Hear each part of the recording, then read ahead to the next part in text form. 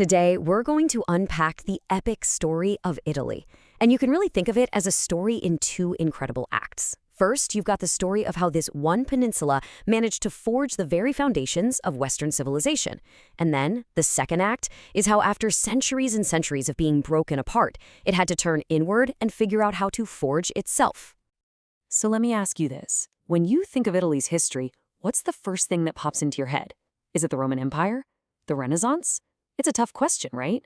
Because for most of its history, there wasn't one single Italy. Not really. It was this collection of different peoples, powerful kingdoms, and fiercely competitive city-states. So what is its greatest legacy? Well, the answer is probably a lot more complicated than you think. I mean, just look at this. On the one hand, you have the absolute icon, the Colosseum. It's a symbol of Roman power that still just blows your mind thousands of years later. But on the other hand, you have the origin, the Sassi di Matera. These are cave dwellings, some of the very first human settlements in Italy, going all the way back to the Stone Age. It's just a powerful reminder that the story of this land started long, long before a single Roman stone was ever laid. Okay, so let's start there. Let's rewind the clock way back before Rome to a time when the Italian peninsula was this rich, vibrant mosaic of sophisticated and really diverse cultures. This place was not an empty land just waiting for a conqueror. No way. It was home to the fierce Samnite warriors, the Latins who were clustered around the future site of Rome, and Greek colonists who built what they called Magna Graecia, or Greater Greece, all across the south. You even had Gauls up in the north. But maybe the most advanced, and definitely the most influential of all of them, were the Etruscans. And just get a load of the artistry here. This is the Chimera of Arezzo, an Etruscan bronze sculpture, and it tells you something absolutely crucial about these people. The Etruscans were masters of metalworking. Their ability to mine and trade copper and iron basically fueled their whole economy and allowed their influence to just spread like wildfire across the peninsula and the Mediterranean. And this is where it gets really fascinating. To this day, we're still not totally sure where the Etruscans came from. Their language, it wasn't related to any other in the region. It's a total outlier. So their origins remain one of history's great unsolved mysteries. Just a powerful, brilliant civilization that kind of appeared, flourished, and was then eventually swallowed up by its neighbors. And that right there brings us to the main event of the ancient world, the rise of one of those neighbors, a small, unassuming city-state that would not only conquer the Etruscans, but would go on to shape the entire Western world. The story goes that Rome was founded way back in 753 BC by two twin brothers, Romulus and Remus, who were famously raised by a she-wolf. Now, after a while being ruled by kings, the Romans did something revolutionary. In 509 BC, they established a republic. This new form of government would set the stage for everything that was about to come. Just watch this map. Starting from its little spot in central Italy, the Republic just methodically, piece by piece, unifies the whole peninsula. And then, it turns its gaze outward. It takes on its great rival, Carthage, and wins.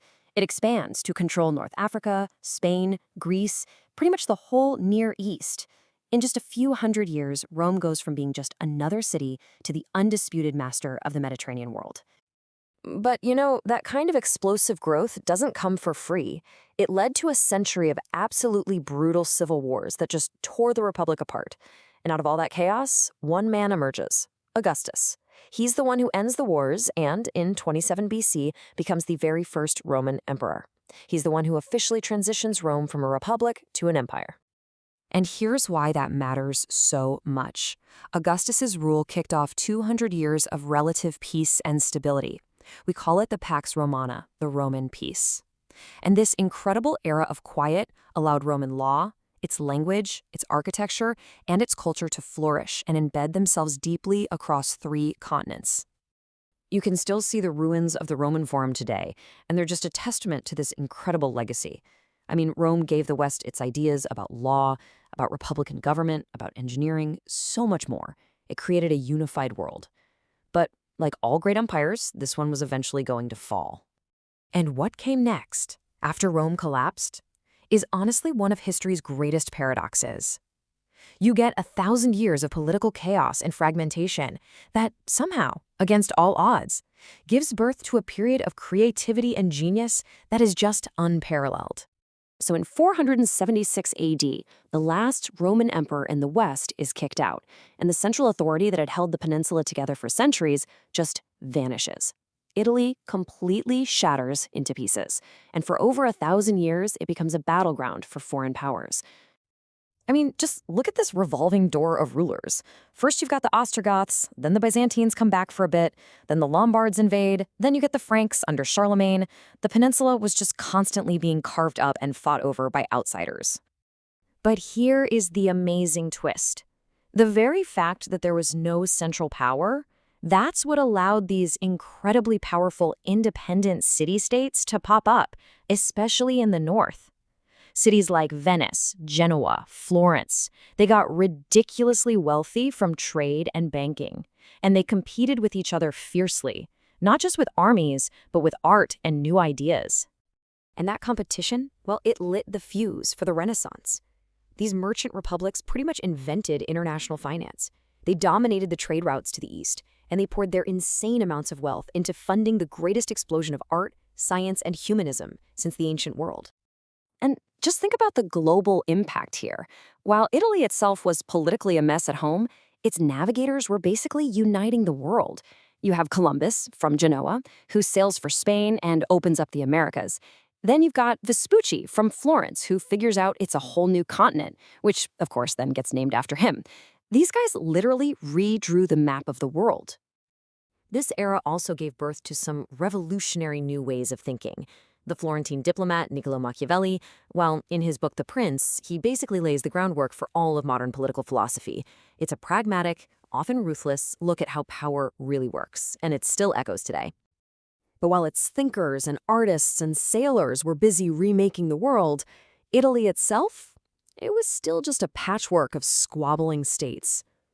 So the final act of our story is this long, painful struggle to finally forge a single nation.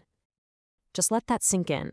For 1,400 years, the whole idea of Italy was, as one famous statesman put it, just a geographic expression. It was a place on a map, not a country. The 19th century unification movement, called the Risorgimento, wanted to change all that. But the road to getting there was anything but smooth. And even after the country was technically unified, the challenges were huge. Italy gets dragged into the absolute devastation of World War I, which then leads directly to the rise of Mussolini's fascist dictatorship, and that, in turn, leads to the catastrophe of World War II. It was only after surviving fascism and occupation that in 1946, the Italian people finally voted to get rid of the monarchy and create the modern Italian republic we know today. So you see, it all comes back to this. The story of Italy is this grand two-part drama. First, a single power on this peninsula forged the political and cultural DNA of the West. And then, after that power collapsed, the peninsula itself had to go through centuries of division before it could finally, and very painfully, forge itself into a single nation. From the Roman Empire to the Renaissance to the modern republic, Italy's history has just been one of profound, constant transformation.